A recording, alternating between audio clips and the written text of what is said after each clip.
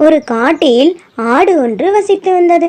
அந்த ஆடு பக்கத்து காட்டில் இருக்கும் தனது நண்பனை பார்க்க ஒரு பானையில் காட்டு தேனை தலையில் வைத்துக்கொண்டு நண்பனை காண சென்றது. சிறிது தூரம் சென்றதும் மழை பெய்ய ஆரம்பிச்சது. மழையில் நனைந்து கொண்டே சென்ற ஆடு அருகில் ஒரு குகை இருப்பதை பார்த்து அதற்குள் சென்றது. ஆனால் அதற்குள் ஏற்கனவே ஒரு நரி, சிங்கம், புலி இருந்தது. உள்ளே சென்ற ஆடு இதை கண்டதும் மிரண்டு போனது. வாடே, என்ன இந்த பக்கம் என்று கேட்டதும் ஆடு மனதுக்குள், இன்று நாம் பலமாக மாட்டிக்கொண்டோம். இதுங்க நிச்சயம் நம்மளை இன்னைக்கு சாப்பிடாம விடாதுங்க. இதுங்க கிட்ட இருந்து எப்படி தப்பிக்கலாம் என்று யோசிச்சு கொண்டே இருக்கும் போதே, ஆமாடே, அது என்ன தலையில்? அது ஒன்றுமில்லை சிங்கராஜா, இது ஒரு மந்திரத்தேன். இதை சாப்பிட்டால் நீண்ட நாட்களுக்கு இளமையாக இருக்கலாம். ஓ, அப்படியா? அப்படி என்றால் இதை எனக்கு கொடு. நான் மேலும் இளமையாக இருக்க வேண்டும்.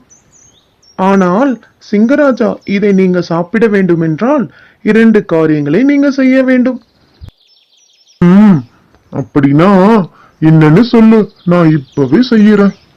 ராஜா, முதலில் நான் சொல்லும் ஒரு வேலை செய்ய வேண்டும். அதன் பிறகுதான் நானே விருப்பப்பட்டு கொடுக்க வேண்டும். அப்போ என்ன வேலை செய்ய வேண்டும் என்று சொல்லு.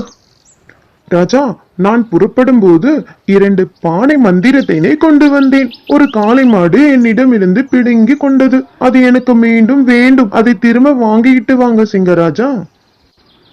சரி, நான் வாங்கிக்கிட்டு வரேன். அது வரைக்கும் நீ இங்கேயே இரு என்று சொல்லி சிங்கத்தை அங்கிருந்து அனுப்பியது. ஆடு அதன் பிறகு, புலியே, இந்த தேனை நீயே சாப்பிடு. ஆனால் நீ சிங்கராஜாவுக்கு கொடுப்பதாக சொல்லியிருக்கியே. அதன் 2 பானை இருக்கே, ஒன்னு அவர் சாப்பிட்டும் இன்னொன்னு நீ சாப்பிடு. இதை வாங்கிக்கொள். நான் என் விருப்பத்தோடு தான் கொடுக்கிறேன். வாங்கிக்கொள். ஆனால் இதை சாப்பிட வேண்டுமென்றால் நீ 2 காரியம் செய்ய வேண்டும் என்று சொன்னிய இன்னொரு காரியம் எது? அது ஒன்றுமில்லை. ஒரு நரியின் வாலை வெட்டி அதில் போட வேண்டும். இதோ இருக்கிறதே நரி, இது உனக்காக கூட இதை செய்யாத என்ன?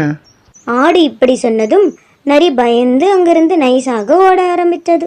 புலியே, அங்க பாரு, உனது நண்பன் உனக்காக இதை கூட செய்யாமல் போகிறது. நீ சென்று அதன் வாளை கொண்டு வா என்றது. புலி நரியை துரத்தி கொண்டே சென்றது. எப்படியோ நாம் நினைத்த காரியம் வெற்றி பெற்றதை நினைத்து சற்று நேரத்தில் மழை விட்டது. பிறகு ஆடு அங்கிருந்து சந்தோஷமாக சென்று விட்டது.